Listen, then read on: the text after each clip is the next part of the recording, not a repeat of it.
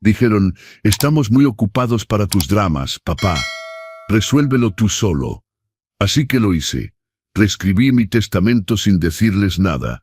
Cuando llegaron exigiendo las llaves de la casa de descanso, me miraron con total asombro. Estaba parado en el portal de mi casa en Chapala, cuando escuché los autos acercándose. 3 camionetas importadas, levantando polvo en el camino de tierra. Eran las 5:00 de la tarde de un sofocante 30 de diciembre. Uno de esos días, donde el sol de Jalisco parece pegarse a tu piel como miel caliente. A mis 67 años, sostenía una taza de café tibio entre mis manos, y mi corazón latía tan fuerte que pensé que saltaría de mi pecho. A través del portón de hierro, vi a mis 3 hijos bajando de sus autos. Mateo, el mayor, con esos lentes de diseñador que cuestan más que mi pensión mensual. Diego, siempre apurado, ya escribiendo en su teléfono antes siquiera de cerrar la puerta. Y Alejandro, mi Benjamín, quien venía con su esposa Daniela, cargando una bolsa de marca con un nombre que nunca pude pronunciar. Tocaron el portón una vez, 2 veces. A la tercera, Mateo gritó, «Papá, ábrale, está cerrado con llave». No me moví, solo levanté la taza hasta mis labios, tomé un sorbo y observé cómo sus expresiones cambiaban de irritación a confusión. Diego dejó su teléfono y presionó el timbre con fuerza. El sonido resonó por toda la propiedad vacía, porque sí, la casa estaba vacía, solo yo adentro y ellos afuera. Roberto, ahora era Daniela gritando mi nombre, sin el don, sin respeto. ¿Qué es esto? Siempre pasamos Año Nuevo aquí. Abra esta puerta. Alejandro sacó su celular y me llamó. Vi su nombre parpadeando en la pantalla de mi teléfono, recargado en la mesita de mimbre, junto a mí. Dejé que sonara hasta que entró el buzón de voz. Marcó de nuevo. Lo mismo, fue entonces cuando me acerqué al portón. No lo abrí. Solo me quedé parado a 3 metros de distancia, separado de ellos por las barras de hierro que había mandado instalar hace 15 años después de que entraran a robar. Irónicamente, hoy eran mis propios hijos de quienes necesitaba protegerme. Querían hablar. Mi voz salió más firme de lo que esperaba. Entonces hablemos, pero no de Año Nuevo. Hablemos de los últimos 8 años de mi vida. De cada vez que los necesité y ustedes estaban muy ocupados. Del hospital vacío. De la Navidad que pasé durmiendo en el cuarto de servicio de mi propia casa. De todo. El silencio que cayó fue tan pesado que casi podía tocarlo. Mateo se quitó lentamente los lentes y vi sus ojos, mis ojos, los mismos que heredó de mí, abiertos con genuino shock. «Papá, ¿estás bien?» La voz de Diego salió temblorosa. «¿Qué pasa?» Sonreí. No una sonrisa feliz, sino la sonrisa de alguien que después de tanto tiempo tragándose sapos y almacenando resentimiento, estaba a punto de escupirlo todo. «¿Qué pasa, hijo? Que hace 48 horas salí del juzgado con documentos que van a cambiar todo, y ustedes no tienen idea de cuánto». Fue entonces cuando vi la chispa de pánico en los ojos de Mateo. La forma en que Diego tragó saliva con dificultad. Alejandro dando un paso atrás. No sabían los detalles, pero sabían que algo había cambiado. Y en ese momento, parado en el portal de la casa que yo construí, con el sudor corriéndome por la espalda y la brisa cálida de la tarde golpeándome la cara, me sentí más libre de lo que me había sentido en los últimos meses. ¿Por qué esta historia no comienza aquí, en este portón cerrado? Esta historia comienza mucho antes.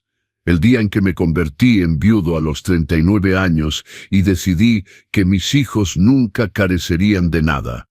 El día en que trabajé hasta que mis manos se entumecieron para pagar la escuela privada. El día en que tragué mi orgullo 1000 veces para verlos graduarse, casarse, convertirse en exitosos. Y esta historia termina aquí, con ellos afuera y yo finalmente adentro de mi propia vida. Pero antes de contarles el final, Necesitan entender cómo llegué hasta aquí. Y si quieren saber cómo un padre dedicado se transformó en un hombre capaz de cerrarles la puerta a sus propios hijos, suscriban al canal Los Consejos del Abuelo, porque esta historia les volteará cada pedazo del alma. Hace 28 años, tenía 39 años, y acababa de enterrar a mi esposa. Lucía murió un martes lluvioso de mayo, un accidente laboral en la obra de construcción, donde ella era ingeniera de proyecto. Una viga de acero se soltó. Ni siquiera tuvo tiempo de sentir dolor, dijo el doctor, como si eso lo hiciera mejor, como si saber que fue rápido borrara el hecho de que mis 3 hijos perdieron a su madre de la noche a la mañana. Mateo tenía 14 años y lloraba encerrado en su cuarto. Diego, de 11, pretendía que todo estaba bien, y se ofreció a cuidar la casa como si fuera un hombrecito. Y Alejandro, mi bebé de 8 años, realmente no entendía por qué mamá no volvía. Esperaba junto a la ventana cada tarde, pensando que ella aparecería con esa sonrisa amplia, polvosa del sitio, pidiendo una ducha. La casa olía a flores marchitas y café recalentado. Gente entrando y saliendo trayendo cazuelas, susurrando condolencias que apenas escuchaba. Mi madre, que vivía en la Ciudad de México, vino a quedarse unos días conmigo, pero ella tenía su propia vida, sus propios problemas. Al final, éramos solo yo y los niños, y uno con a 800,000 pesos del seguro de vida. Parecía mucho dinero. Cuando el gerente del banco puso ese sobre en mi mano, 1.800.000 pesos. Pero cuando me senté en la mesa de la cocina esa noche con todas las cuentas extendidas, vi la realidad. El departamento todavía tenía una deuda de 680,000 pesos. Las colegiaturas de los niños, atrás. El seguro médico vencido. Un refrigerador haciendo ruidos como si fuera a romperse en cualquier momento. Lloré hasta que no me quedaron más lágrimas. Luego me sequé la cara, me recogí el cabello y tomé una decisión. Mis hijos no iban a carecer de nada, aunque tuviera que trabajar 24 horas al día. Era contador certificado, pero había dejado de trabajar cuando nació Alejandro. Lucía ganaba bien. Decía que yo no necesitaba matarme en una oficina. Ahora necesitaba empezar de cero. Envié currículums por todos lados. Conseguí algunos trabajos freelance haciendo contabilidad para pequeños negocios. Me pagaban por empresa, no por mes, así que acepté todos los que pude. Trabajaba durante el día frente a la computadora. Por la noche, cuando los niños dormían, horneaba pasteles para vender. Pastel de zanahoria, pastel de chocolate, pastel de 3 leches. Aprendí a hacer gelatinas artísticas viendo videos de YouTube en la madrugada, con el volumen al mínimo para no despertar a nadie. Mi rutina era despertar a las 5:00 am para adelantar trabajo. A las 6:30 despertaba a los niños, preparaba desayuno, empacaba lonches, dejaba a todos en la escuela. Regresaba a casa y me sumergía en balances y hojas de cálculo hasta las... Recogía a los niños, ayudaba con tareas, hacía la cena. A las 9:00 p.m. estaba en la cocina mezclando harina y azúcar, horneando pasteles que se entregarían al día siguiente. Algunos días mi visión se nublaba del cansancio. Algunas noches me quedaba dormido de pie esperando que el pastel se horneara. Mis manos se volvieron ásperas, llenas de pequeños cortes de cuchillo, quemaduras del horno. Subí 12 kilos ese primer año porque comía pedazos sobrantes de pastel. No tenía tiempo de hacer comida real para mí, pero funcionó. En 3 años pagué el departamento. 2 años más y logré reemplazar el refrigerador, la estufa, comprar un auto usado. Mateo entró a una buena universidad privada, 40,000 pesos la colegiatura por semestre en ese entonces. Pagué sin dudarlo. Diego quería tomar un curso de inglés. Pagué. Alejandro necesitaba tenis nuevos porque los suyos estaban desgastados. Los compré. Nunca dije que no, nunca dije que era difícil. Quería que tuvieran lo que yo no tuve.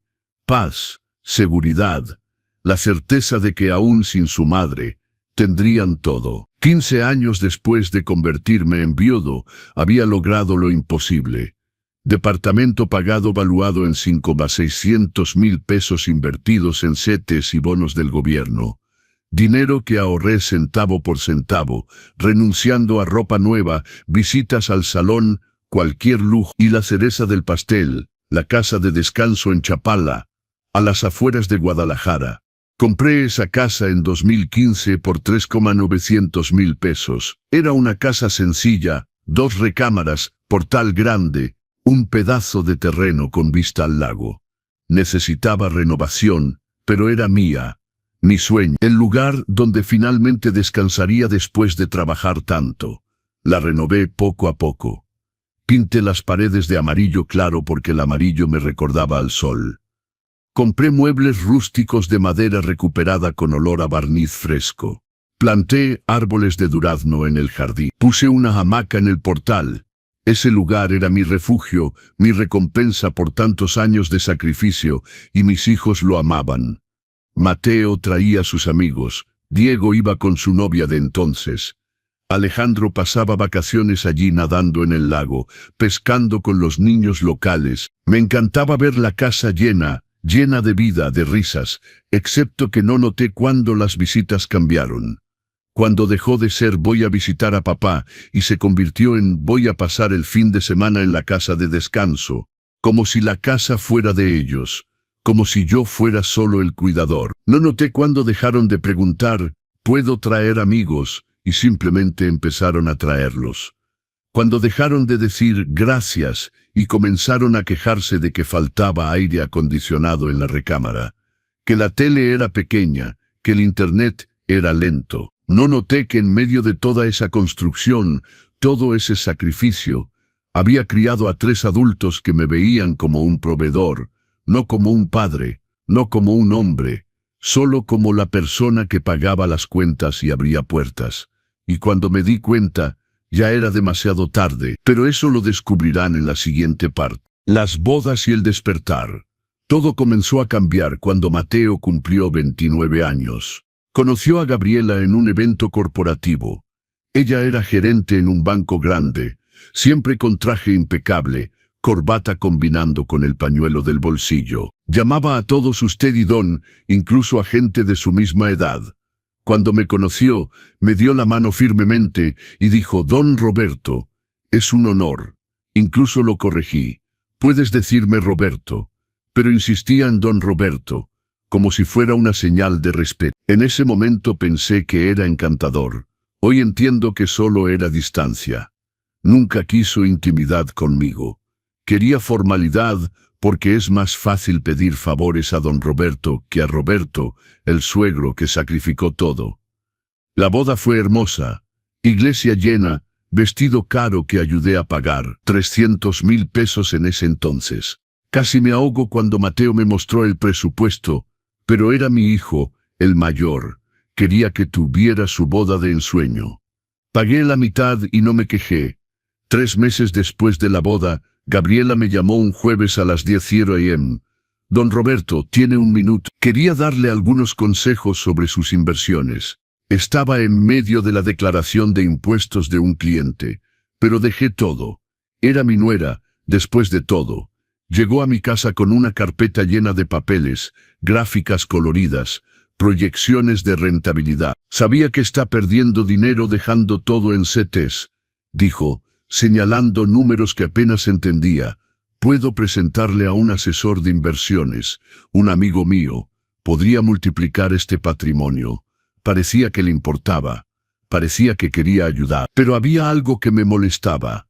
Sabía exactamente cuánto tenía invertido. Munta 600.000 pesos en ese momento. Nunca le había dicho a Mateo. Pero de alguna manera él lo sabía.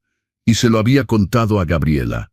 Le agradecí. Dije que lo pensaría. Se fue, pero dejó los papeles en la mesa y un sentimiento extraño en mi pecho. Diego se casó un año después, a los 30 años.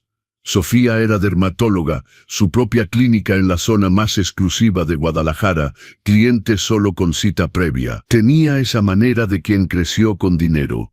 Hablaba suavemente, usaba joyería discreta, sonreía poco, pero era bonita, educada, parecía gustarle mi hijo. El bridal shower fue en la casa de su madre, una mansión en fraccionamiento privado con caseta y seguridad armada. Me sentí fuera de lugar entre esas mujeres con uñas arregladas y cabello planchado a mitad de semana. Llevé mi regalo, un juego de vajilla que había pertenecido a mi madre. Porcelana Talavera de los años 70 con detalles enormes. 12 platos hondos, 12 platos planos, 12 platos de postre, fuentes, sopera, todo guardado por años envuelto en periódico viejo para que nada se rompiera. Cuando Sofía lo abrió frente a todas, hizo esa cara. ¿Sabes esa cara de alguien que recibió algo que no quería pero necesita fingir educación? ¡Ay, qué vintage!, dijo sosteniendo un plato a la luz como buscando defectos. Es muy retro, ¿no? Gracias, Roberto. Sus amigas se rieron. No una risa mala, pero esa risa de pobrecito, no sabía qué regalar. Una de ellas dijo en voz alta: Sophie, vas a tener que hacer ese gabinete vintage que viste en Pinterest. Ya tienes vajilla que combine. Más risas. Sonreí, apreté mi bolsa en el regazo. No dije nada, pero dolió. La vajilla había pasado por generaciones. Mi abuela comió en ellos. Mi madre sirvió cenas de Navidad en ellos. Yo crecí viendo esos platos en la mesa. Y para Sofía eran solo cosas de viejita. Diego ni siquiera lo notó. Estaba ocupado con sus amigos en la esquina del salón, riendo fuerte, cerveza en mano. Alejandro fue el último en casarse. 27 años, enamorado, ulsivo. Daniela trabajaba en marketing digital, vivía pegada a su teléfono, tomando fotos de todo. Comida, ropa, zapatos, hasta el desayuno se volvía contenido. Tenía casi 100.000 seguidores en Instagram. Se creía influencer. La primera vez que vino a la casa de Chapala, tomó fotos de cada rincón. La hamaca en el portal, la vista del atardecer, los árboles de durazno cargados de fruta. Publicó todo con filtros, con pies de foto poéticos sobre conectar con la naturaleza. Al día siguiente, durante la comida, soltó: Roberto, ¿alguna vez pensó en rentar esta casa? Como en Airbnb. Lugares así están en auge, fácilmente sacaría 6.000, 8.000 pesos por fin de semana. Está subutilizada. Solo ahí para que la usemos de vez en cuando. Subutilizada. Como si mi refugio, mi sueño, el lugar que compré para tener paz, fuera solo un activo ocioso ganando menos de lo que debería. No quiero rentarla, respondí, tratando de mantener la voz calmada. Esta casa es para la familia, para relajarnos, pero ni siquiera venimos tan seguido, insistió jugando con su teléfono mientras hablaba, sin siquiera mirarme a la cara. Honestamente, es un desperdicio. Podrías estar generando ingresos. Alejandro no dijo nada, solo se encogió de hombros cuando lo miré buscando apoyo. Y fue en ese momento, sentado en la mesa de mi casa del lago, escuchando a mi nuera decirme que estaba desperdiciando mis propios activos, que debería monetizar, que debía haber entendido, pero no quería verlo, porque aceptar que mis hijos se habían convertido en personas materialistas, calculadoras, que me veían como una inversión y no como un padre, era demasiado doloroso, así que me tragué de nuevo como siempre. Y las visitas se volvieron cada vez más raras. Solo aparecían cuando necesitaban algo o cuando querían usar la casa de Chapala gratis. Pero lo peor estaba por venir, el derrame cerebral. Hace 2 años, una mañana de agosto, desperté con la mitad de la cara entumecida. Estaba solo en el departamento. Acababa de cumplir 65 años la semana anterior, un cumpleaños que pasé con un pastel comprado de la panadería y un mensaje de feliz cumpleaños en el chat familiar, que nadie respondió excepto con emojis de corazón. Me levanté a las 7 como siempre, y cuando fui a lavarme los dientes noté que mi boca estaba torcida. El lado izquierdo no obedecía. El cepillo de dientes cayó al suelo. Intenté decir ayuda y salió algo arrastrado, extraño, que ni siquiera sonaba como mi voz. Mi brazo izquierdo se sentía pesado como plomo. Pánico primero, luego claridad. Estaba teniendo un derrame cerebral. Logré tomar mi teléfono con la mano derecha. Temblando marqué a Mateo. Sonó 4 veces antes de que respondiera. Papá, es temprano. ¿Qué pasa? Su voz sonaba irritada, somnolienta. Hijo, hospital. Logré decir, cada palabra un esfuerzo sobrehumano. Papá, no te entiendo nada. Estás borracho. ¿Borracho? Mi hijo pensaba que yo, que nunca bebía más allá de una copa de vino en Navidad, estaba borracho a las 7. Ayuda. Balbucé. Papá, mira, tengo una junta súper importante a las 8:30. ¿Es realmente urgente? No puede esperar hasta la tarde o llamar a alguien más. ¿Llamar a alguien más? Colgué, o más bien, el teléfono se resbaló de mi mano y cayó al suelo. Intenté llamar a Diego. El teléfono sonó y entró el buzón. Intenté de nuevo, lo mismo. Alejandro ni siquiera sonó.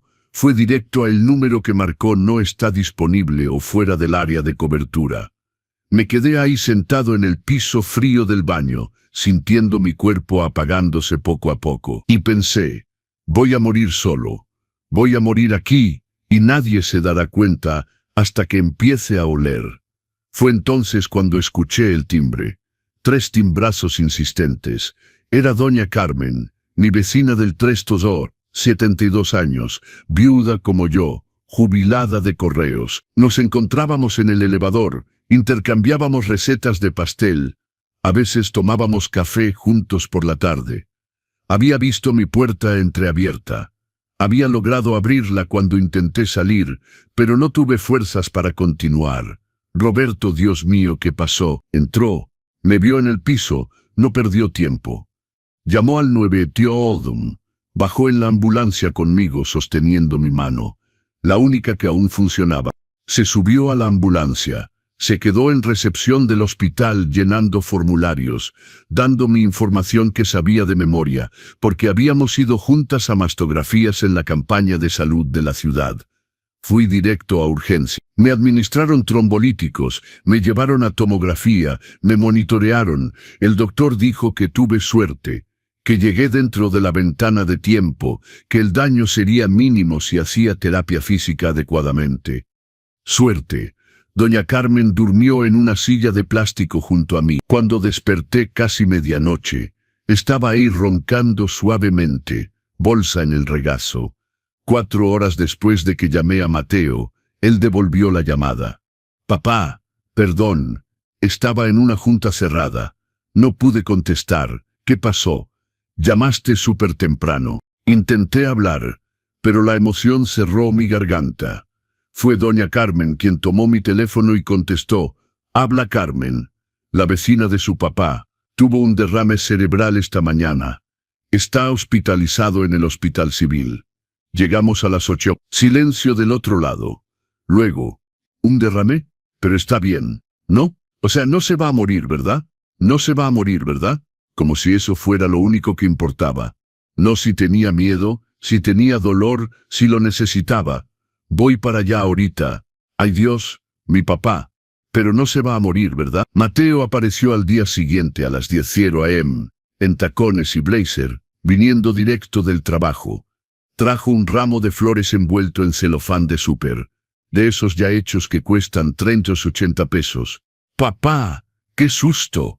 Pero gracias a Dios estás bien. Me besó la frente rápidamente, ya mirando su reloj. ¿Cuándo te dan de alta? Probablemente, viernes, logré decir. Ah, perfecto, porque el viernes viajo a Monterrey. Congreso de liderazgo, no puedo cancelar. Pero vas a estar bien, ¿no? Puedes arreglártelas solo en casa. Diego llegó por la tarde trayendo una revista vieja que recogió de recepción. Papá, entonces, ¿los doctores dijeron algo? Tipo, ¿cuánto va a costar todo esto? Porque el seguro cubre, ¿no? ¿Cuánto va a costar? Esa era su preocupación, no cómo me sentía, no si tenía secuelas. ¿Cuánto costaría? Logré decir. Ah, gracias a Dios porque lo privado aquí cuesta un ojo de la cara. Un amigo estuvo 3 días y pagó 400,000 pesos.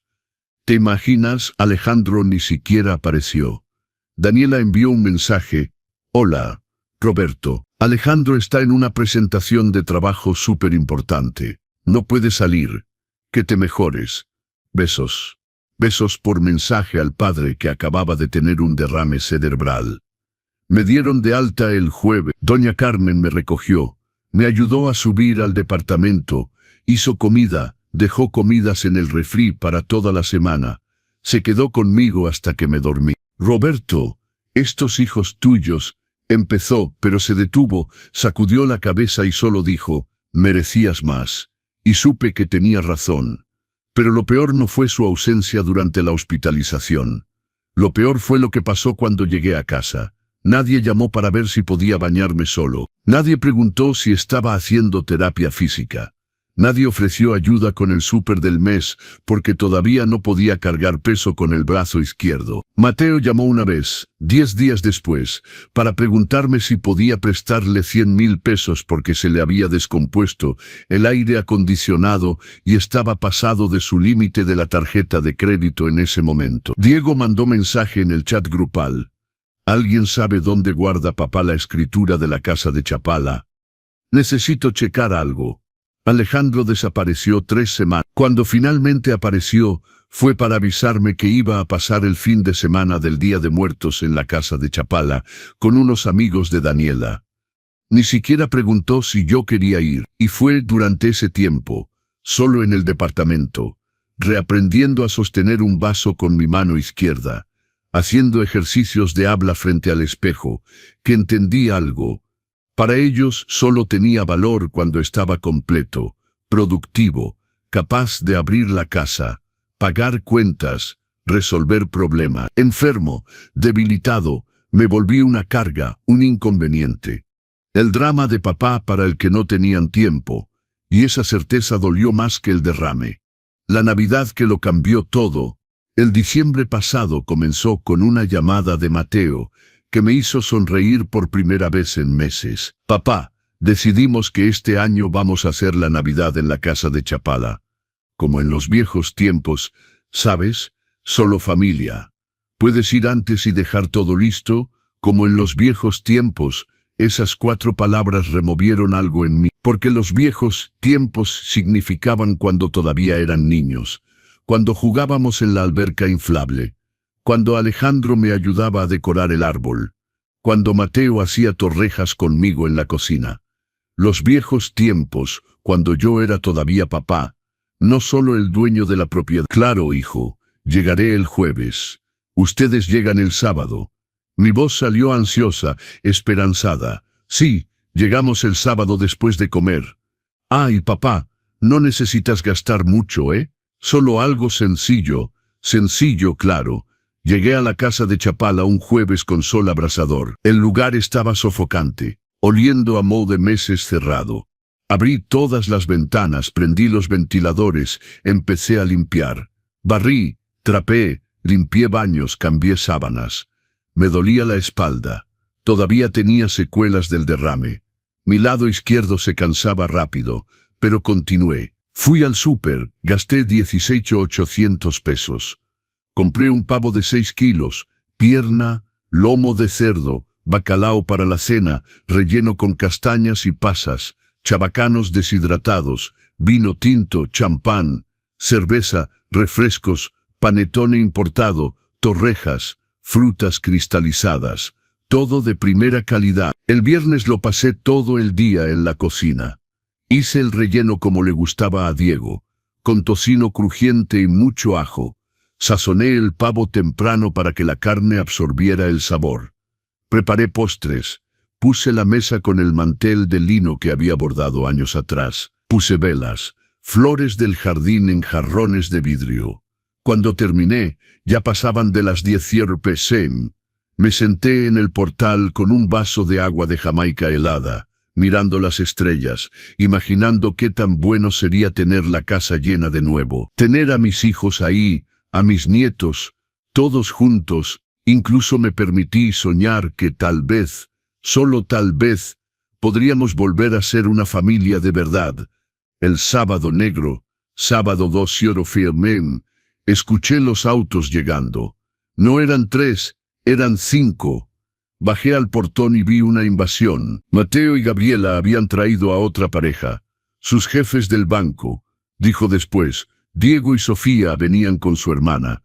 cuñado y 2 sobrinos adolescentes que nunca había visto en mi vida. Alejandro y Daniela trajeron 3 amigos influencers, 2 chavos y una chava en shorts, de mezclilla y top de crochet, que empezó a tomar fotos antes siquiera de entrar.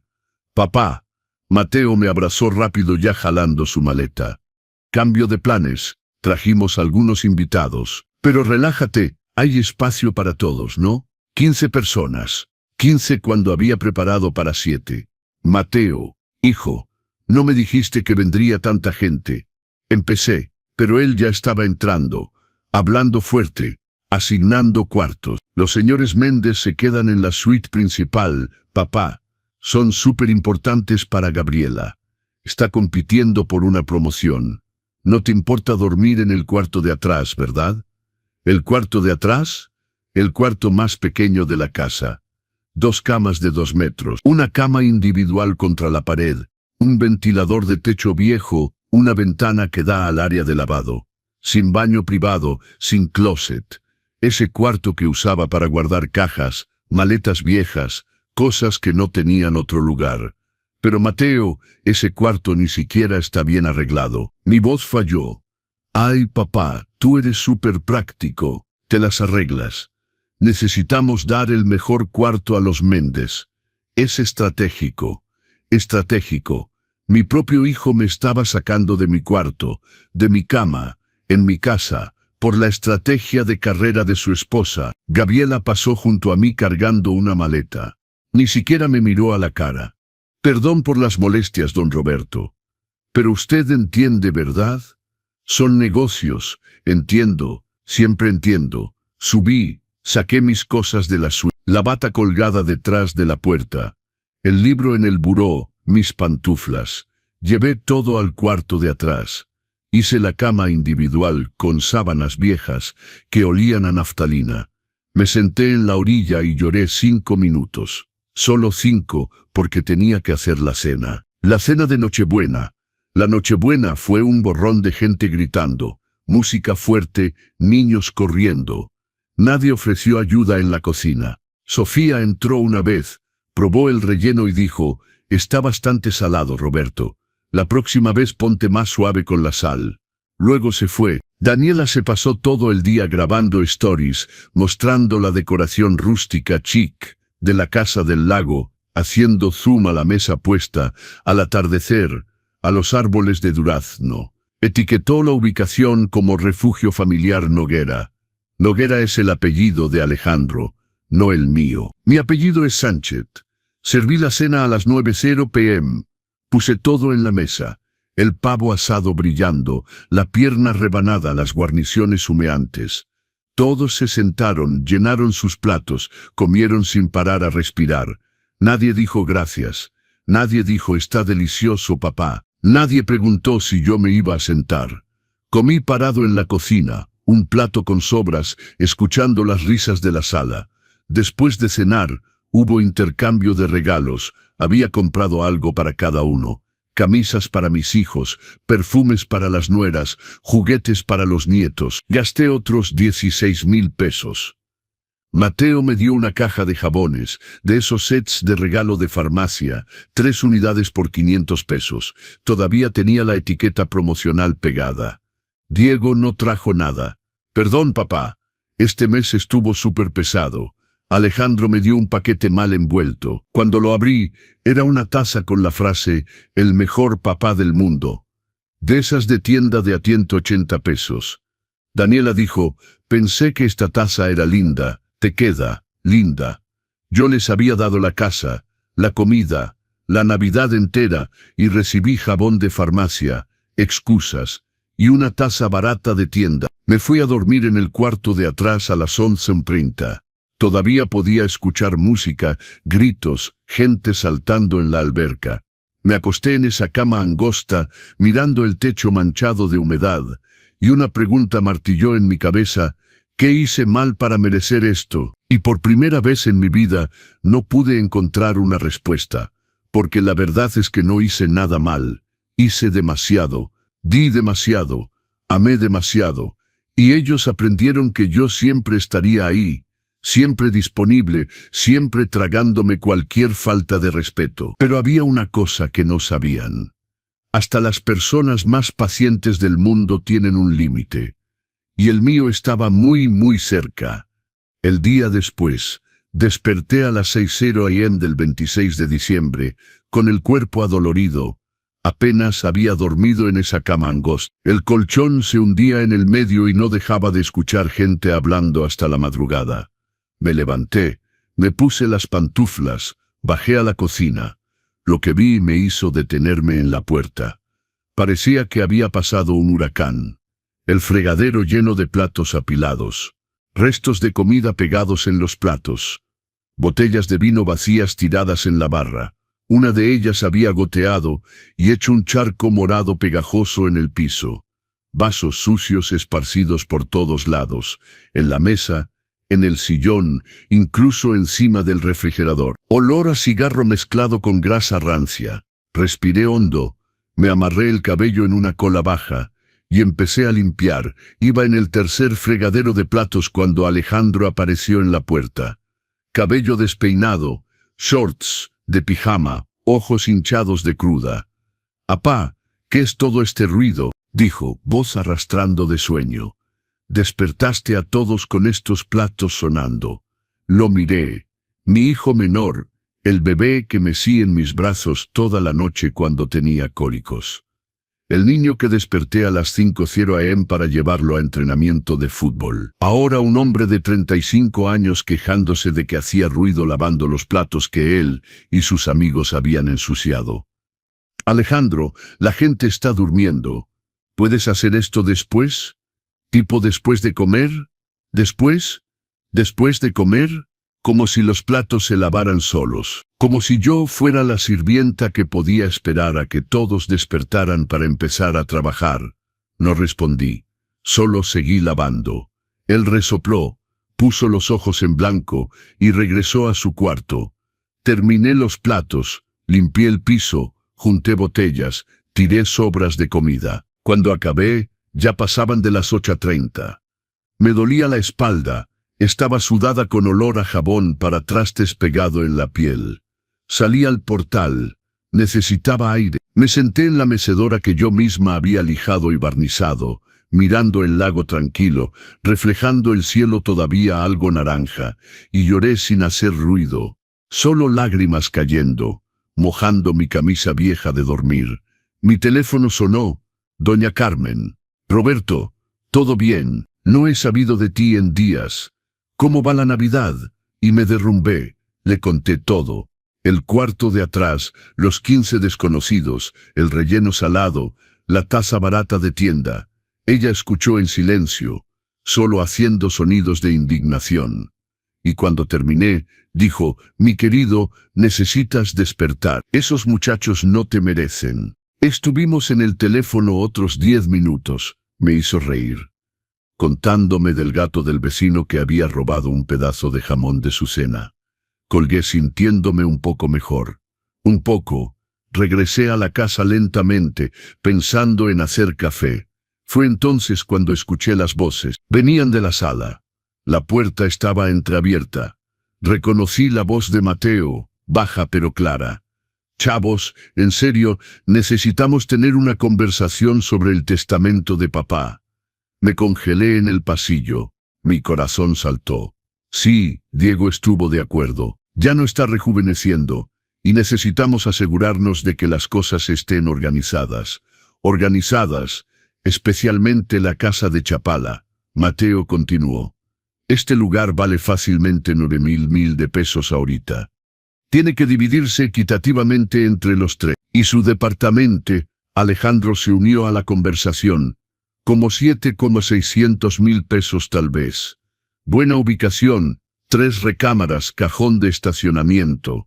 Estaban calculando el valor de mis activos mientras yo estaba vivo, respirando a 12 metros de ellos. Sin mencionar las inversiones, Diego dijo: «Le eché un ojo el otro día cuando dejó su estado de cuenta en la mesa.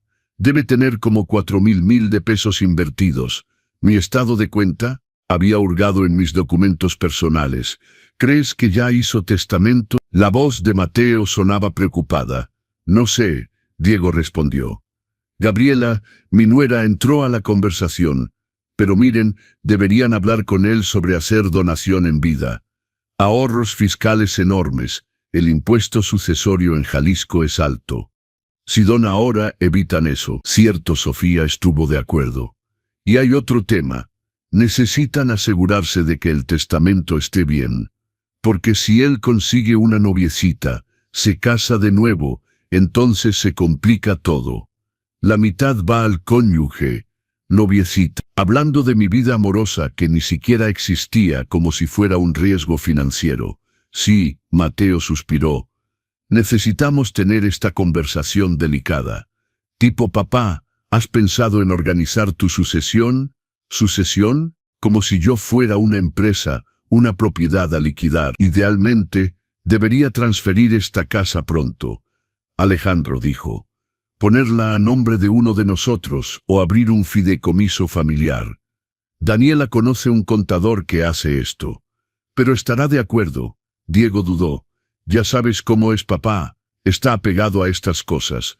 ¿Apegado? Como si mi apego a la casa que compré, que renové, que pagué con el sudor de mi trabajo, fuera algo ridículo.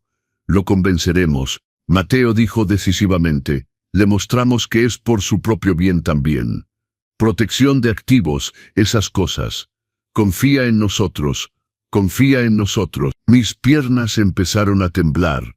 Me apoyé contra la pared del pasillo y mi mano cubriendo mi boca para que ningún sonido saliera. Porque si abría la boca en ese momento, saldría un grito de dolor tan profundo que desgarraría el cielo. No estaban preocupados por mí. No llamaron cuando tuve el derrame porque estaban preocupados por mi salud. Llamaron porque un padre muerto vale herencia. Un padre vivo con secuelas solo causa problemas. Vinieron a pasar Navidad en la casa de Chapala, no por nostalgia, no por amor. Vinieron a hacer un inventario emocional, valorar los activos, planear la división. Yo era ganado viejo, que algún día moriría y se convertiría en barbacoa para ellos. Subí las escaleras, entré al cuarto de atrás, me senté en la cama, y algo se rompió dentro de mí. Todavía no era enojo, no, era una claridad fría cristalina. Pasé 28 años siendo padre, 28 años borrándome, trabajando, pagando, sacrificándome, dándolo todo de mí. Y crié a 3 adultos que solo conocían el valor de las cosas que tenía, nunca el valor de quién era yo. Tomé mi teléfono, busqué el número del LIC, Mauricio, el abogado que había hecho la escritura de la casa de Chapala. Años atrás.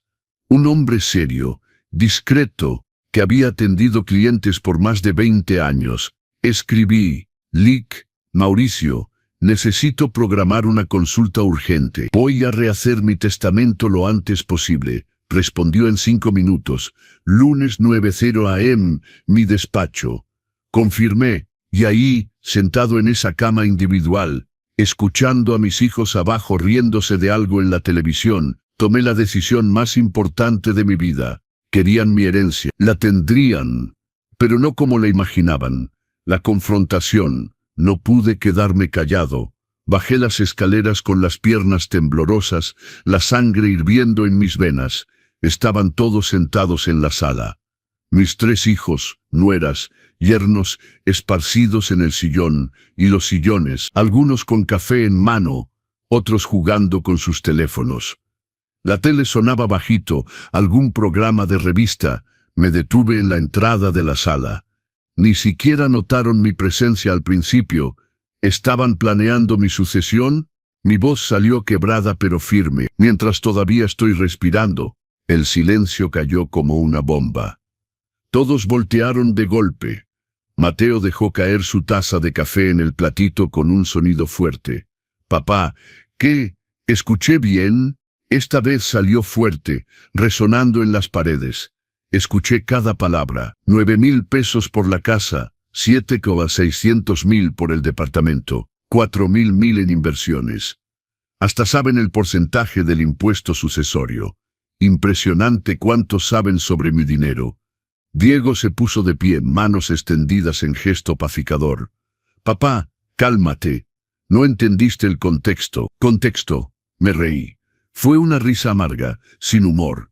¿Qué contexto justifica que estén calculando cuánto ganarán cuando yo me muera?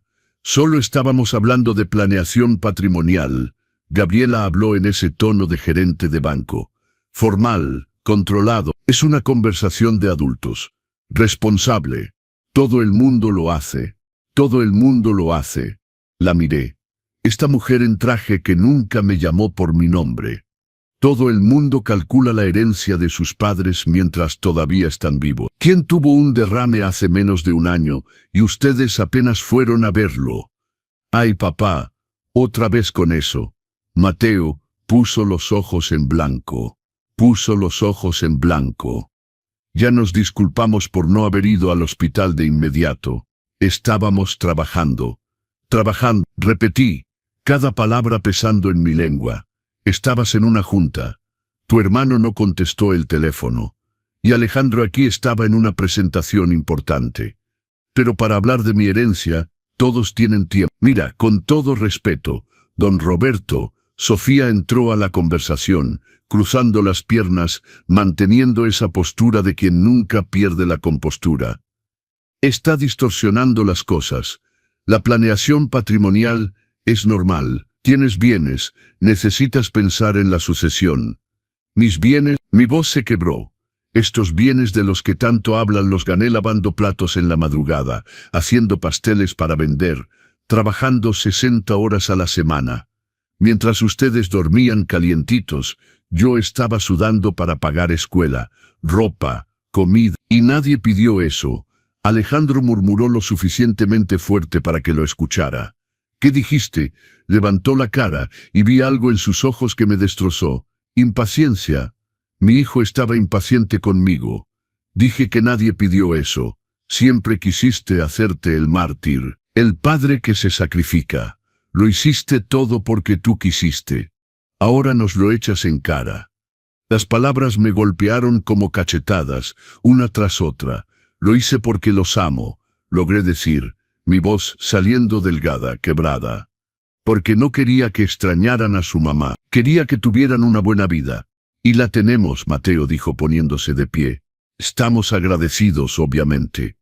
Pero papá, honestamente, estás siendo dramático. Solo hablamos de un asunto práctico. ¿Práctico? Repetí, atónito. Revisar mi estado de cuenta es práctico. Calcular cuánto ahorrarán en impuestos si dono mi casa es práctico. No revisé nada, Diego se defendió. El estado de cuenta estaba en la mesa de la cocina. Lo vi de casualidad. Mentira. Mis estados de cuenta siempre estaban guardados en una carpeta dentro del cajón de mi recámara. Siempre. Los había buscado. ¿No tienen nada de vergüenza? Los miré a los tres, uno por uno. ¿No sienten nada, papá? Mira, Mateo suspiró profundamente, masajeándose las sienes como si yo fuera un dolor de cabeza. Te queremos, pero necesitas entender que tenemos nuestras propias vidas, familias, trabajos, responsabilidades. Y yo necesito entender, hablé lentamente, que cuando los necesito, no tienen tiempo. Pero cuando se trata de mis bienes, todos se juntan a planear. Estás exagerando, Sofía dijo, haciendo una montaña de un grano de arena. Exagerando. Mi voz subió de nuevo, cuando los llamé desde el hospital con la mitad de la cara paralizada, rogando ayuda, estaban ocupados. Pero para hablar de herencia, ninguno está ocupado, ¿verdad? El punto es, Gabriela empezó. Pero la corté. El punto es que me usan, exploté. Las lágrimas finalmente corriendo, usan mi casa como casa de fin de semana. Usan mi dinero cuando lo necesitan. Pero yo, la persona, el padre, no importa. Claro que importas, Diego dijo, pero sonó mecánico, automático. Entonces demuéstrenlo. Llámenme una vez a la semana solo para ver si estoy bien. Vengan sin que sea para pedir un favor. Pasen un domingo conmigo sin que sea porque quieren usar la alberca. Silencio. Nadie dijo, lo haremos, papá. Nadie prometió nada, y fue entonces cuando Mateo soltó la línea que nunca jamás olvidaré hasta el día que me muera. Papá, honestamente, tomó su bolsa, ya preparándose para irse. Estamos muy ocupados para tus dramas. Eres un hombre adulto, independiente. Resuélvelo tú solo, como si mi dolor fuera drama, como si mi petición de atención, de amor, fuera exageración. ¿Eso es todo?, susurré. Eso es lo que tienen que decirme. Mira, yo me voy, Alejandro dijo, ya tomando sus llaves. Tengo junta temprano el lunes, y se fueron. Todos se fueron. Mateo y Gabriela primero, él sin mirar atrás. Diego y Sofía justo detrás, él murmurando algo sobre dejar que papá se calme. Alejandro y Daniela fueron los últimos. Ella todavía tomándose una selfie en el portal antes de subirse al auto. En menos de 20 minutos, la casa estaba vacía. Vacía como mi pecho. Me quedé ahí parado en medio de la sala, rodeado de vasos sucios que ni siquiera se molestaron en llevar al fregadero, cojines tirados en el piso, la tele todavía encendida. Y entendí con una claridad que dolía físicamente. Nunca me vieron como papá. Me vieron como proveedor, como propiedad, como recurso. Y ahora que era mayor, más frágil, menos útil, me volví un inconveniente. Drama. Carga. Me senté en el sillón, tomé esa ridícula taza de El mejor papá del mundo, que Alejandro me había regalado, y la aventé contra la pared con toda la fuerza que tenía. El sonido de la porcelana rompiéndose fue el sonido más liberador que había escuchado en mi vida. La decisión. Pasé 3 días solo en esa casa. 3 días sin comer bien, solo café recalentado y galletas que encontré en la alacena. Caminaba de cuarto en cuarto como un fantasma, sin rumbo, sin propósito. Miraba el lago y no veía belleza, solo agua quieta reflejando un cielo vacío. La segunda noche, abrí una botella de vino que había sobrado de Navidad. Vino caro que Gabriela había traído para impresionar a los Méndez. Me senté en el portal y tomé directo de la botella, no porque me guste tomar, nunca lo hice, pero porque quería sentir algo además de ese dolor sordo en el pecho. Llamé a doña Carmen borracho, llorando. Carmen, crié monstruos, sollozaba. Mis hijos son monstruos y es mi culpa. No es tu culpa, Roberto, dijo firmemente.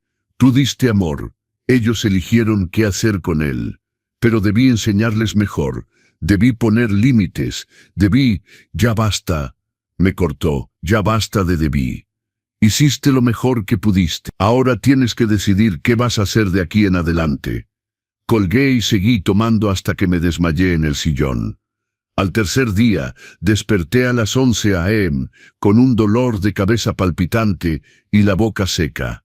Me levanté tambaleando, me fui al baño, me vi en el espejo. Un hombre de 67 años me devolvió la mirada. Cabello despeinado, gris en las raíces porque no había ido al peluquero en meses, ojeras profundas moradas bajo mis ojos, arrugas que parecían haberse profundizado de la noche a la mañana. Camisa arrugada manchada de vino. ¿Quién eres?, le susurré al reflejo. Y por primera vez en 3 días, sentí algo además de tristeza.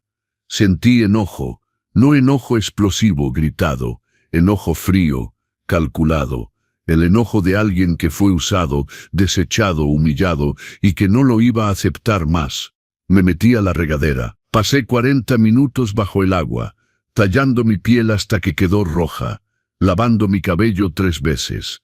Cuando salí, me vestí con jeans y una camisa blanca limpia. Me peiné el cabello hacia atrás prolijamente. Me puse colonia, un aroma amaderado que había comprado años atrás, y nunca había tenido el valor de usar. Me vi en el espejo de nuevo, todavía el mismo hombre, pero diferente. En mis ojos había determinación donde antes solo existía resignación. Llamé al LIC. Mauricio. Lunes a las 9. Pregunté. Confirmado, don Roberto. ¿Me puede decir de qué se trata? Testamento. Quiero rehacerlo completamente, y quiero que sea legalmente hermético, sin lagunas para impugnación. Silencio del otro lado. Luego. Entendido. Prepararé los documentos. Pero está seguro. Tengo certeza absoluta, corté. Por primera vez en años, estoy seguro de algo. El abogado llegó el domingo por la tarde, manejando 4 horas desde Guadalajara a Chapala. Un hombre de unos 55 años, lentes de armazón delgado, portafolio de piel gastado bajo el brazo. Lo conocía desde que compré la casa. Había hecho toda la parte burocrática. Nos sentamos en el portal, serví café, sacó libretas, plumas, una carpeta llena de formularios. Cuénteme todo, dijo simplemente. Y le conté. 4 horas de conversación. Escribió todo, hizo preguntas puntuales, nunca me interrumpió. Cuando terminé, ya estaba oscureciendo. El cielo estaba naranja, nubes estiradas como algodón de azúcar. ¿Entiende que esto tendrá un impacto? Preguntó. Sus hijos se sentirán traicionados. ¿Traicionados? Completé. ¿Engañados? Bueno, ahora sabrán cómo me sentí. Asintió lentamente. Está bien, entonces hagamos esto. Y comenzó a explicarme mis opciones. Descubrí que tenía poder. Más poder del que imaginaba. Ese patrimonio era mío, ganado con mi trabajo, y podía hacer lo que quisiera con él. Podía donar todo a caridad. Podía venderlo y viajar por el mundo. Podía dejárselo a quien yo decidiera. La ley de Jalisco garantizaba que los hijos tenían derecho al 50% de la herencia, la legítima.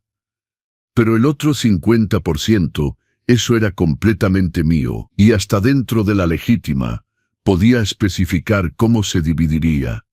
Entonces esto es, dije después de mucho pensar, quiero hacer lo siguiente. Y expliqué mi plan. El lic, Mauricio no parpadeó, solo escribió todo meticulosamente. Cuando terminé, se quitó los lentes, limpió las micas con el dobladillo de su camisa. Está haciendo lo correcto para usted, dijo. Y eso es lo que importa. Se quedó otra hora explicando los detalles técnicos. Cómo funcionaba el juicio sucesorio, qué era irrevocable, qué podía impugnarse. Me hizo firmar papeles provisionales. Dijo que el lunes en la ciudad formalizaríamos todo en el juzgado.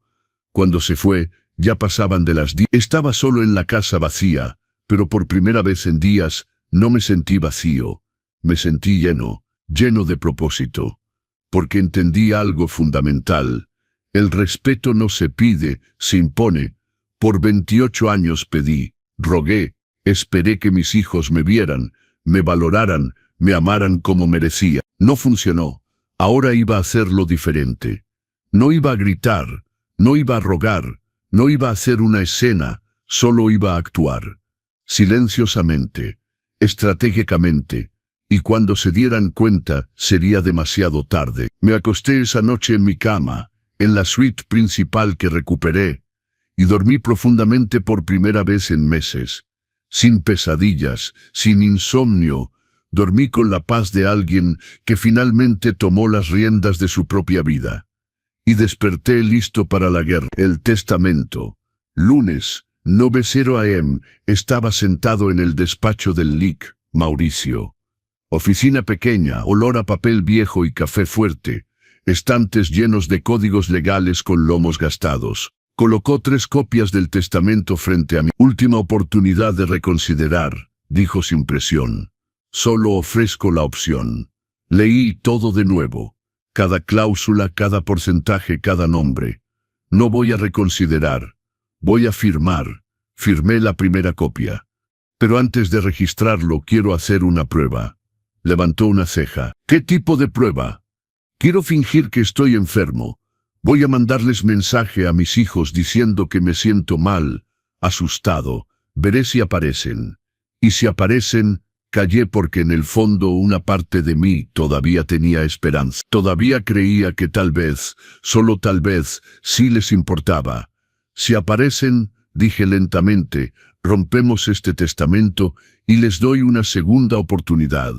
El lic, Mauricio asintió. Entonces guarde los documentos por ahora. Avíseme el resultado. Regresé a casa, al departamento en Zapopan, tarde en la tarde. Ciudad ruidosa, llena de gente apurada, claxones, calor de asfalto. Me subí al elevador con 3 vecinos que ni siquiera me miraron a la cara, todos pegados a sus teléfonos. Al día siguiente, miércoles en la mañana a las 8:15, mandé mensaje al chat familiar. Mis dedos temblaban escribiendo: me siento muy mal, creo que es mi corazón, está apretado, me falta el aire. Tengo miedo. Esperé. Mateo lo vio en 2 minutos. No respondió. Esperé más. 15 minutos después, Diego respondió: papá, ¿fuiste al doctor? No puedo manejar. Estoy muy mareado. Pide un Uber a urgencias.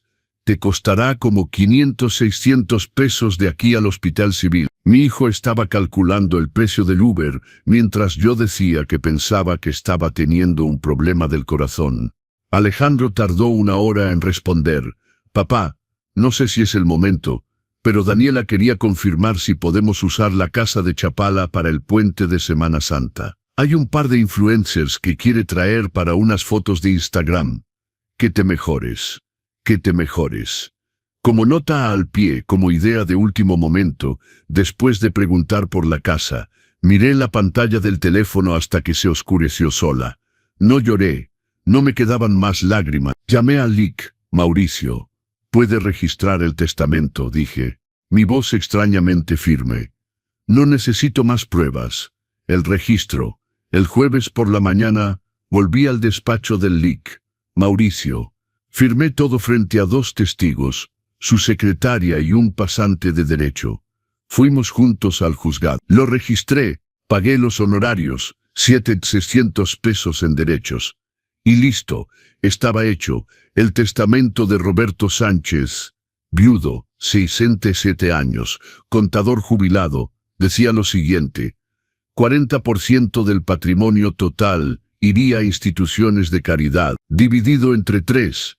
El asilo San Vicente de Paúl, donde doña Carmen hacía voluntariado, el Hospital Infantil de Oncología de Guadalajara, porque los niños enfermos me rompían el corazón, el Instituto de Apoyo a Mujeres Víctimas de Violencia Doméstica, porque sabía lo que era sentirse impotente, pequeño, invisible. 30% se dividiría entre personas que realmente estuvieron a mi lado. Doña Carmen recibiría 15%, aproximadamente 2,400,000 pesos calculando todo.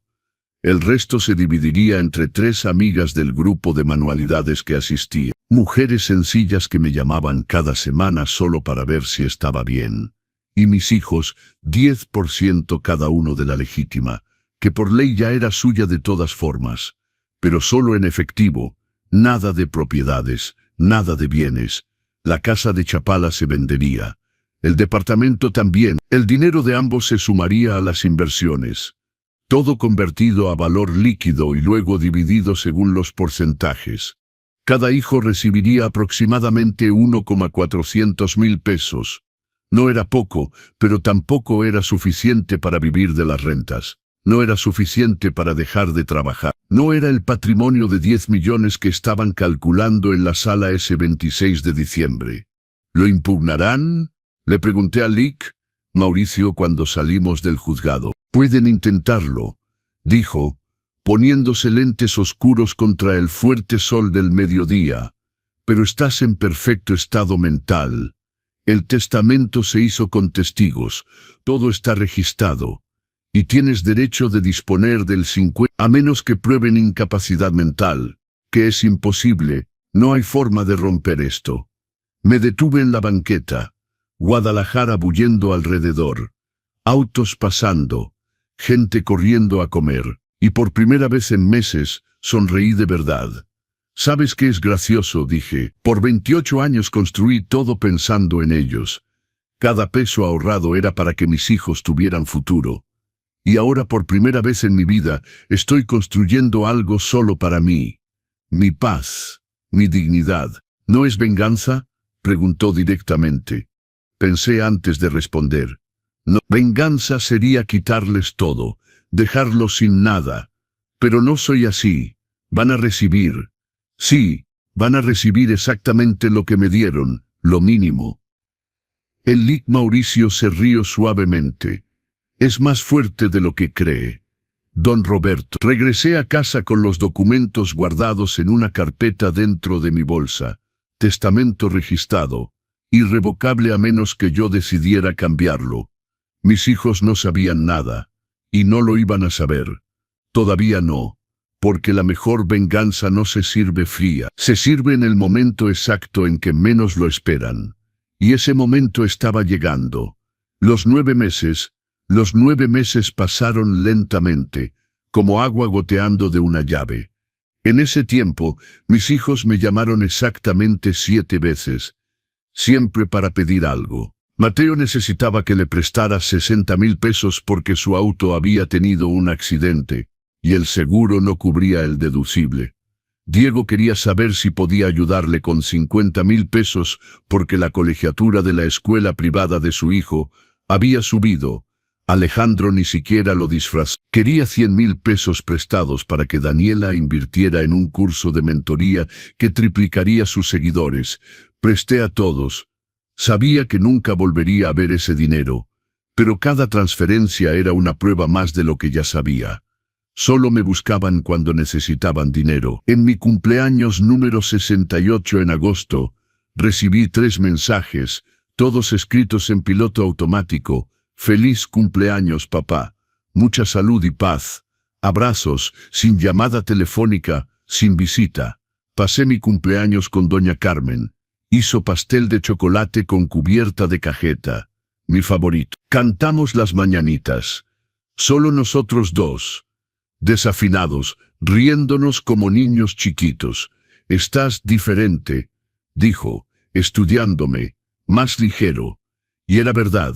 Desde que firmé el testamento, una paz extraña se había sentado en mí, como si hubiera dejado caer un peso de 20 kilos de mi espalda. Diciembre llegó caliente. Guadalajara era insoportable. 42 grados a la sombra, asfalto derritiéndose. El 15, Mateo me llamó. Papá, vamos a pasar año nuevo en la casa de Chapala de nuevo. ¿Puedes dejar las llaves con el cuidador como siempre? Ni siquiera preguntó si yo iba, solo informó, como si la casa fuera un hotel y yo el gerente. De hecho, eso no va a funcionar. Pausa. ¿Qué quieres decir con que no va a funcionar? La casa va a estar ocupada. ¿Ocupada por quién? Su voz subió. Es nuestra tradición, papá. Siempre vamos ahí. Va a estar ocupada por mí, y gente que realmente me aprecia. Silencio tenso. Luego, estás haciendo un berrinche porque no te dimos atención. En serio. Dios mío, qué infantil. No es un berrinche, Mateo.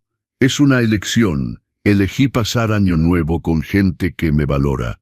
Te valoramos, gritó. Solo porque no estamos pegados a ti 24/7. No significa, ¿cuándo fue la última vez que me llamaste sin que fuera para pedir dinero? Corté. Pausa. ¿Puedes recordar? Me colgó. 5 minutos después, Diego me llamó. Papá, Mateo dijo que no nos vas a dejar usar la casa. ¿En serio? Muy en serio. Pero siempre vamos ahí. Estaba indignado. No puedes simplemente. Sí puedo. Es mi casa. Diego. Mi escritura, mi nombre, mi dinero que la compró. ¡Wow! ¡Qué mezquino! Resopló. ¿O qué? ¿Quieres atención? ¿Es eso? Está bien. Pasaremos año nuevo ahí contigo. Satisfecho. Atención por obligación. Como un regalo envenenado. No quiero que vengan por obligación. Quiero que se queden en casa.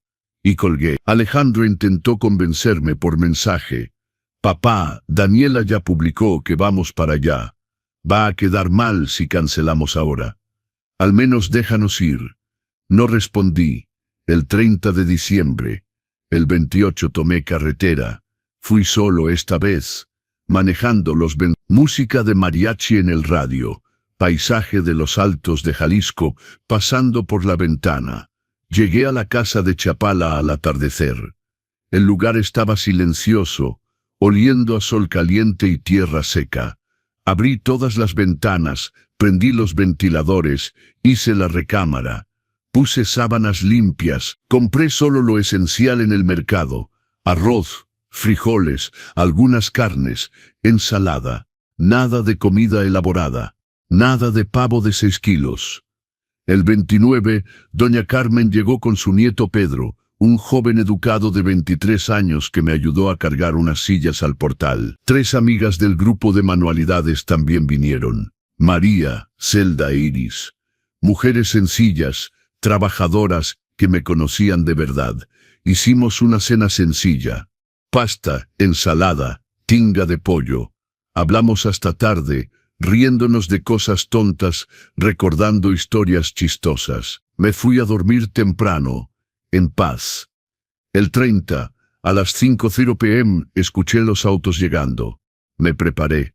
Me puse huaraches, vestí un guayabera floreada que había comprado la semana pasada, amarilla con flores naranjas, alegre, bonita. Me recogí el cabello con un pasador de madera, me puse labial, bajé al portal con una taza de café en las manos y esperé. Tocaron el portón, gritaron, tocaron el timbre sin parar. Fue entonces cuando me acerqué lentamente, con confianza. «Papá». Mateo estaba rojo del calor y el enojo. «Abre esto ahora mismo». Querían hablar. Mi voz salió serena. «Entonces hablemos». ¿Hablar de qué? Diego estaba sudado, irritado. «Abre. Es un horno aquí afuera. Hablemos de respeto. De los últimos 8 años. De cada vez que los necesité y estaban ocupados. Del derrame del que apenas llamaron. De la Navidad que dormí en el cuarto de servicio de mi propia casa. De ustedes planeando mi patrimonio mientras todavía estoy respirando». El silencio fue absoluto. Hasta el viento pareció detenerse. ¿Escuchaste eso? Mateo se puso pálido. Cada palabra. 7,600.000 por el departamento. 4.000 en inversiones. Memoria impresionante tienen para los números de mi patrimonio. Papá, ¿podemos explicar? Diego empezó. No hace falta. Levanté la mano. Porque yo también hice mis propios planes. Saqué un sobre de mi bolsa. Lo abrí lentamente. Mostré el documento a través de la ventana del portal. Lo suficientemente lejos para que no pudieran agarrarlo. Lo suficientemente cerca para que pudieran leer el título. Testamento. ¿Qué hiciste? La voz de Mateo salió delgada, asustada. Lo que me enseñaron a hacer, lo resolví yo solo. 48 horas después de esa Navidad, salí del juzgado con este nuevo testamento registrado. Irrevocable. ¿Qué hiciste? Repitió. Lo que ustedes me enseñaron a hacer. Lo manejé yo solo. El 30% a gente que realmente estuvo conmigo. ¿Y ustedes? 10% cada uno en efectivo. Nada de casas, nada de propiedades. Unos 1,300.000 pesos cada uno, más o menos. Suficiente para saber que no los olvidé, pero muy lejos de los 10 millones que estaban calculando. No puedes hacer esto. Gabriela gritó, agarrando las barras del portón. Somos tu familia. La familia aparece cuando la necesitas. La familia llama para ver si estás bien. La familia no calcula la herencia mientras el padre todavía está vivo. Papá, por favor. Alejandro estaba llorando. La regamos, ¿ok? Pero no hagas esto. Somos tus hijos. Lo sé, y por primera vez, mi voz se quebró. Sé que son mis hijos. Los parí, los crié, los amé más que a nada. Pero me convirtieron en un banco, en propiedad, en un inconveniente. Y ya no acepto eso. Vamos a cambiar, Diego rogó. Te lo juro, papá. Seremos mejores. Tal vez lo sean. Pero esto, señalé el documento, ya está hecho. Y se queda así. No es venganza. Es consecuencia. Ustedes me enseñaron que el amor tiene fecha de vencimiento y viene con intereses. Solo aprendí la lección. Entré a la casa, cerré la ventana, puse seguro a la puerta. Afuera escuché sollozos, gritos amortiguados, el sonido de autos arrancando, llantas levantando polvo, y silencio. Regresé al portal trasero donde mis verdaderos amigos me esperaban. Doña Carmen me abrazó sin decir nada. Esa noche, en la cuenta regresiva a la medianoche, levanté mi copa de sidral barato y brindé con gente que realmente me amaba. Y por primera vez en años, Año Nuevo sabía un nuevo comienzo. Un año después, ha pasado un año desde ese Año Nuevo. Hoy tengo 68 años, cabello gris que ya no escondo, cortado en un estilo corto moderno, que doña Carmen dijo me hacía ver 10 años más joven.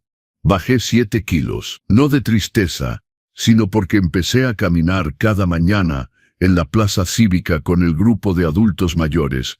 Aprendí a tejer. Estoy leyendo los libros que siempre quise leer pero nunca tuve tiempo. Y por primera vez en casi 3 décadas, estoy en paz. Los primeros meses después de ese día fueron difíciles. Mateo intentó demandarme. Contrató un abogado. Presentó solicitud de interdicción, alegando que yo era senil, incapaz de tomar decisiones. El juez ordenó evaluación psiquiátrica. Pasé 3 horas hablando con un psicólogo que al final escribió en el reporte: paciente lúcido, orientado en tiempo y espacio, con plena capacidad de discernimiento.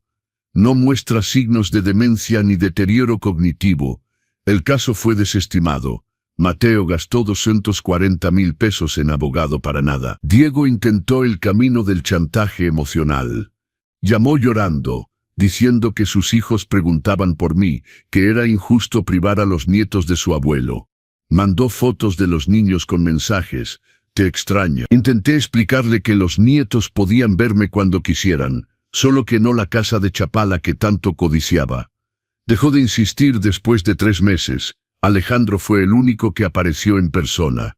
Tocó mi puerta un martes de marzo solo, sin Daniela. Su cara estaba hinchada de llorar mucho. Cuando abrí la puerta, se derrumbó. Papá, arruiné todo, sollozó ahí mismo en la entrada. No me di cuenta, te juro que no me di cuenta de lo ausente que estaba. Lo dejé entrar, hice café. Nos sentamos en la sala y habló durante 2 horas. Dijo que había peleado con Daniela, porque ella dijo que no valía la pena hacer las paces conmigo ya que no iba a dejar nada de todas formas. Dijo que estaba yendo a terapia, que finalmente había entendido, que creció pensando que el amor era automático, garantizado, que yo siempre estaría ahí sin importar cuánto me ignorara. ¿Puedes perdonarme?, preguntó sosteniendo mi mano. Miré sus ojos. Mi bebé, el niño que esperaba a su mamá junto a la ventana. Ahora un hombre de 36 años, aprendiendo demasiado tarde el valor de la presencia. Alejandro, ya te perdoné, dije, pero el perdón no significa olvido, y no significa que las cosas volverán a ser como antes.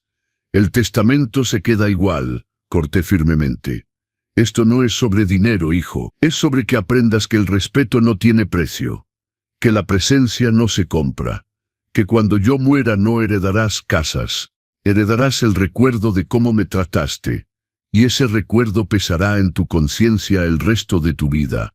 Lloró más, pero asintió. Puedo intentar recuperarte, no por la herencia, por ti. Puedes, sostuve su cara con ambas manos. Pero será a mi tiempo, a mi ritmo, sin presiones, sin expectativas, y lo ha estado intentando. Llama cada semana no para pedir nada, solo para platicar. Aparece cada 2 semanas para comer conmigo sin Daniela, solo trayendo pan de queso de la panadería que me gusta. Todavía no es perfecto.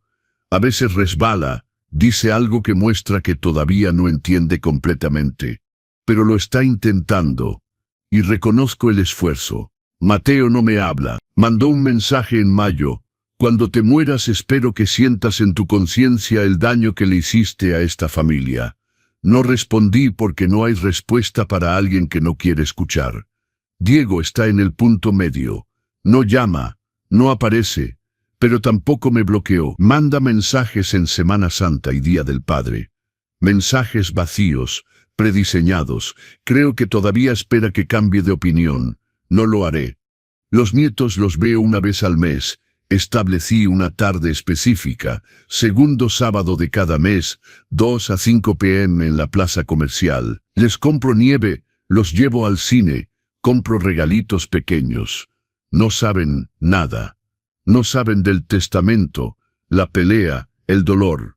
Para ellos soy solo el abuelo que aparece una vez al mes y los llena de cariño, y eso es suficientemente bueno.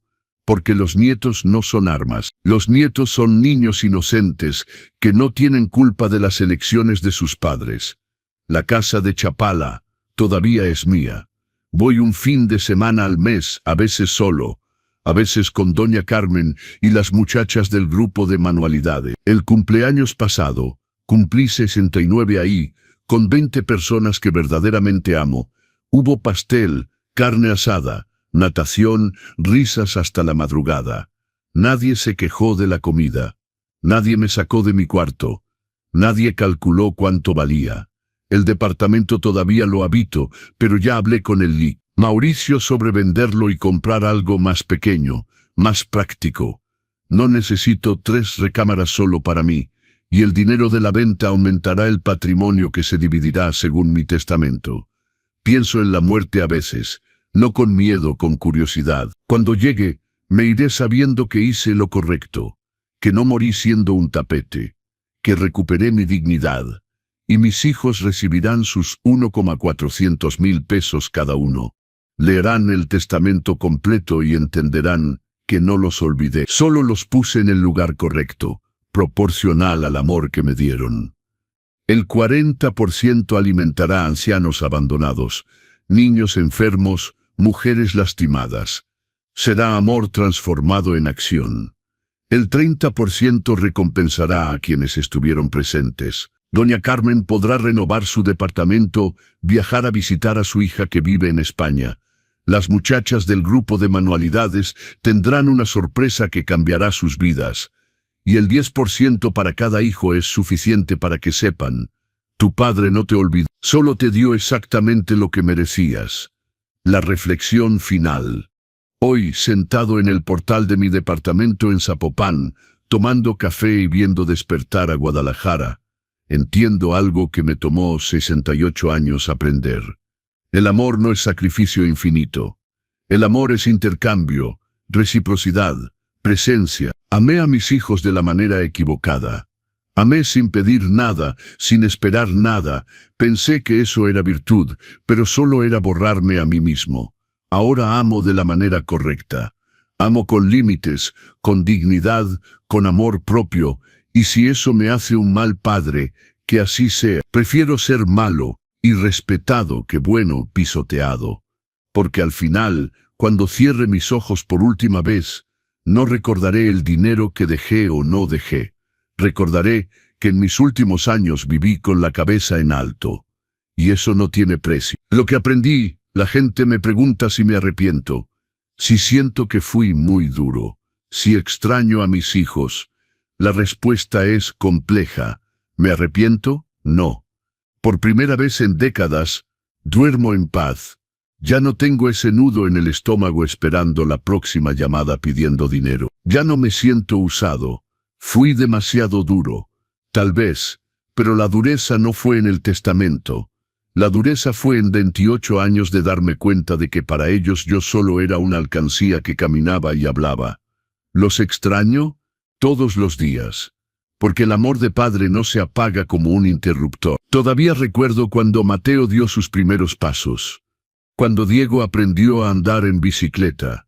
Cuando Alejandro me hizo un dibujo en el kinder que todavía guardo en un cajón. Pero extrañar a alguien no significa aceptar ser tratado sin respeto. Y ahí está la diferencia. Aprendí que podemos amar a alguien y al mismo tiempo protegernos de ellos. Que el perdón no significa ser un tapete. Que la familia no es solo sangre, es quien está ahí cuando las cosas se ponen difíciles. Doña Carmen es más familia para mí que mis propios hijos en este momento. Ella fue quien me llevó al hospital. Ella fue quien se sentó en esa silla de plástico toda la noche. Ella fue quien me hizo pastel en mi cumpleaños, cuando nadie más recordó. Y por eso, ella recibirá 240,000, no porque necesite comprar su amor, sino porque su amor ya fue probado 1000 veces. El consejo que daría: si estás leyendo esto y te identificas con mi historia, si alguna vez sentiste que diste más de lo que recibiste, déjame decirte algo: no eres egoísta por poner límites, no eres malo por proteger tu paz, no eres vengativo por esperar reciprocidad. Durante años pensé que ser buen padre significaba darle todo a mis hijos. Tiempo, dinero, energía, salud. Pensé que entre más me sacrificara, más me amarían. Me equivoqué. Lo que les enseñé fue que yo no tenía valor, que podían tomarme por sentado, que siempre estaría ahí sin importar cómo me trataran. Y cuando finalmente puse un límite, cuando finalmente dije, ya basta, me llamaron dramático, infantil, mezquino. Pero ¿sabes qué? Sus opiniones sobre mí ya no definen mi valor. Pasé 28 años dejando que sus necesidades fueran más importantes que las mías. Dejando que sus sueños fueran más importantes que mi dignidad. Dejando que su comodidad fuera más importante que mi bienestar. Ya no más. Ahora cada decisión que tomo me pongo primero. No de manera egoísta, sino de manera sana. Porque entendí algo fundamental. No puedes dar de un vaso vacío. Y yo estaba vacío, seco, quebrado. El testamento no fue venganza. Fue recuperación de mi dignidad, mi valor, mi poder. Los momentos difíciles. No todo ha sido fácil.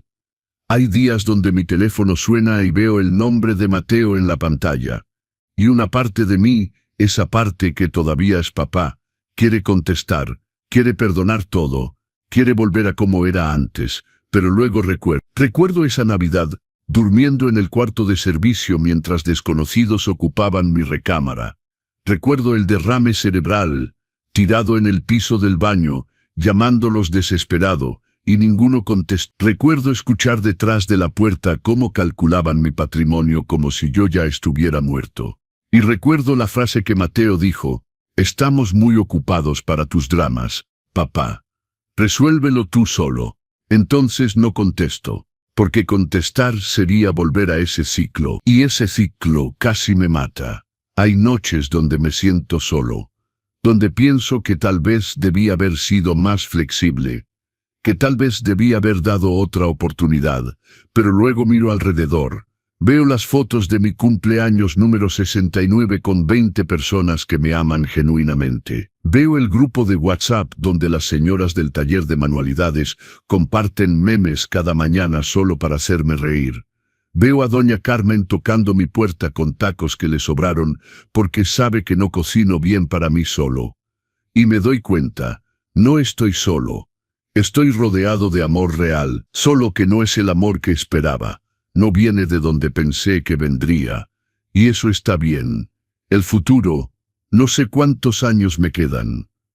A los 68, uno ya no piensa en décadas sino en años. Tal vez 10, tal vez 15 si tengo suerte y salud. Pero lo que sé es esto, los años que me quedan serán míos.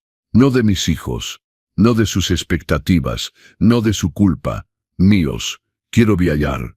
Nunca he visto el mar del Caribe mexicano. Nunca he ido a Oaxaca. Nunca he subido a las pirámides de Teotihuacán, sin estar preocupado por cuánto estoy gastando. Quiero gastar mi dinero en mí, en experiencias, en memorias. Quiero levantarme cada día sin ese peso en el pecho, preguntándome si hoy será el día que uno de mis hijos llame pidiendo algo. Quiero dormir en paz sabiendo que puse límites sanos. El departamento lo voy a vender. Ya hablé con un agente inmobiliario. Está valuado en 7. Voy a tomar ese crucero por el Caribe que siempre quise. Voy a renovar la casa de Chapala con esa cocina moderna que he estado viendo en revistas. Voy a comprarme ropa nueva sin sentirme culpable. Voy a comer en buenos restaurantes. Voy a vivir, porque durante 28 años viví para otro. Ahora es mi turno, y cuando llegue ese día, cuando mi corazón dé su último latido, me iré sabiendo que los últimos años de mi vida fueron realmente míos. El testamento. Explicación final. La gente me dice, pero Roberto, 400,000 pesos no es poco dinero. Tus hijos deberían estar agradecidos.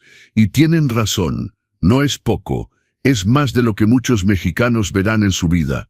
Pero el punto nunca fue el dinero. El punto fue lo que el dinero representaba. Durante años, para mis hijos, yo representaba dinero. Acceso, recursos. La casa de Chapala no era la casa de papá donde pasamos buenos recuerdos. Era la propiedad que vale 9 millones que heredaremos. O el departamento no era donde papá vive, donde crecimos. Era un activo de 7 pares 6 millones que se dividirá. Yo no era papá, era un portafolio de inversión con piernas. Entonces, cuando cambié el testamento, les di exactamente lo que me dieron. Lo transaccioné. Querían números, cálculos, porcentajes. Se los di, pero el 40% que va a caridad, esos son mis valores. El 30% que va a gente que estuvo presente, ese es mi agradecimiento real. Y el 10% para cada uno de ellos, ese es mi mensaje. No los olvidé, pero tampoco olvidé cómo me trataron. Algunos dicen que soy cruel, que un padre debería amar incondicionalmente. Y yo les digo, amé incondicionalmente por 28 años. Y casi me mata. El amor incondicional no significa aceptar maltrato incondicional. Si pudiera hablar con ellos, si Mateo estuviera frente a mí ahora, esto es lo que le diría: hijo, no te odio, nunca podría, eres mi primogénito, el niño que lloró en mis brazos cuando su mamá murió, el adolescente que me ayudaba a lavar el auto los domingos, el joven que se graduó con honores y yo lloré de orgullo en la ceremonia. Pero en algún punto del camino te perdí, o tal vez me perdí yo, y cuando finalmente levanté la vista, ya no te reconocía. Y lo peor es que sentía que tú tampoco me reconocías a mí. No cambié el testamento para lastimarte, lo cambié para salvarme. Porque si seguía siendo tu banco, tu recurso, tu conveniencia, iba a morir vacío, sin dignidad, sin paz. Los 400,000 pesos que recibirás son más de lo que yo tuve a tu edad. Es suficiente para empezar un negocio, dar enganche de una casa, invertir sabiamente. Es suficiente para saber que tu papá no te abandonó. Pero no es suficiente para vivir sin trabajar, y eso es intencional. Porque quiero que construyas algo tú mismo, que entiendas el valor del esfuerzo, que sepas lo que cuesta ganarse las cosas, como yo lo supe. A Diego le diría: hijo del medio, siempre tratando de mantener la paz, siempre en el medio. No te culpo por seguir a tu hermano mayor. Entiendo que era más fácil unirse al coro que defender a papá, pero el silencio también es una elección. Y elegiste el silencio cuando más te necesitaba, cuando estaba en el piso del baño, paralizado, aterrado, y tu teléfono sonó y no contestaste. Ese silencio habló más fuerte que 1000 palabras. Todavía te amo, pero ahora me amo a mí mismo también. Y eso significa no permitir que tu silencio me vuelva a lastimar. Cuando recibas tu parte de la herencia, úsala bien. Invierte en tus hijos, dales lo que yo te di, oportunidad. Pero también dales lo que yo no te di, límites, porque los límites son amor también.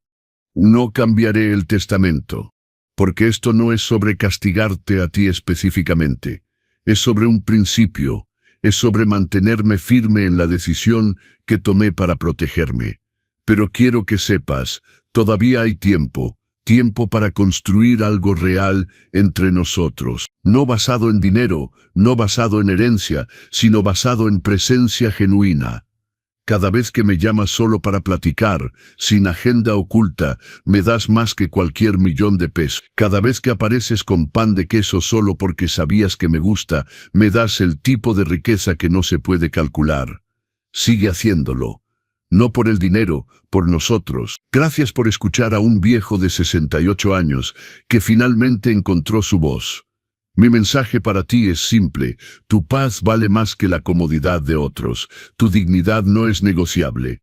Amar a alguien no significa dejarlos pisotearte. No importa si es tu hijo, tu padre, tu pareja, tu hermano. Si alguien te está usando, si alguien solo te busca cuando necesita algo, si alguien te hace sentir que tu único valor es lo que puedes dar, tienes permiso para alejarte. Tienes permiso para poner límites. Tienes permiso para decir: ya basta. Y cuando te llamen dramático, egoísta, vengativo, recuerda, esas palabras dicen más sobre ellos que sobre ti. Porque la gente que se beneficia de tu falta de límites será la primera en criticarte cuando finalmente los pongas. La herencia real. Cuando yo muera, mis hijos no heredarán millones, pero heredarán algo más valioso si eligen aprender la lección. Heredarán el ejemplo de un hombre que encontró su valor después de décadas de darlo gratis. Heredarán la lección de que el respeto se gana, no se compra. Heredarán la comprensión de que la familia es acción, no sangre. Y heredarán la memoria de un padre que los amó lo suficiente para establecer límites, aunque doliera. Porque el amor sin límites no es amor, es codependencia. Y yo ya no soy codependiente de su aprobación. Epílogo. Ayer Alejandro me llamó, solo para platicar, me contó sobre un problema en el trabajo. No pidió dinero, no pidió consejo, solo quería desahogarse. Y cuando colgamos, lloré. Lágrimas buenas, porque eso es todo lo que siempre quise. Ser visto como un padre, no como un proveedor. No sé si los otros dos llegarán ahí algún día. Tal vez sí, tal vez no, pero ya no es mi responsabilidad. Mi responsabilidad ahora es conmigo mismo, y por primera vez en 68 años, esa responsabilidad la estoy cumpliendo bien. Palabras finales para ti. Si esta historia tocó tu corazón, si alguna vez sentiste que diste más de lo que recibiste, si tuviste que aprender a poner límites con gente que amas, déjame un comentario diciéndome desde dónde me estás viendo. Comparte tu historia, no estás solo, y suscríbete al canal Los Consejos del Abuelo. Porque cada semana traemos historias reales de personas que encontraron fuerza donde pensaron que solo había debilidad. A veces, la mayor herencia que dejamos no es dinero. Es el ejemplo de que nunca es tarde para recuperar tu dignidad. Hasta la próxima historia. Y recuerda, mereces respeto, siempre.